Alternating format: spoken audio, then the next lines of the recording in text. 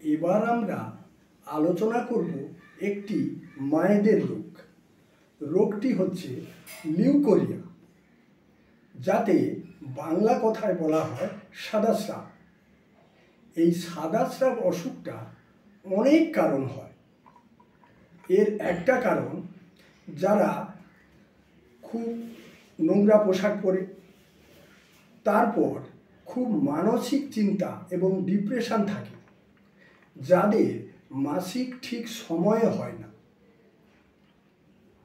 কারো অল্প দিন হয়, কারো বেশি দিন হয়, যাদের ঘুম কম হয়, তাদেরও এই রোগটা হতে দেখা যায়।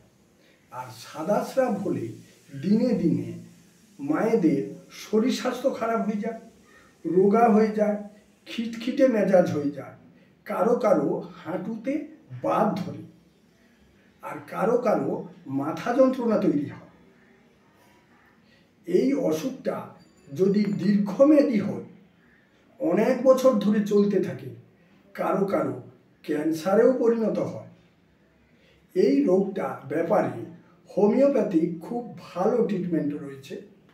আমি ডাক্তার অরূপ সিংহ, চেম্বার, শিবপুর, হাওড়া।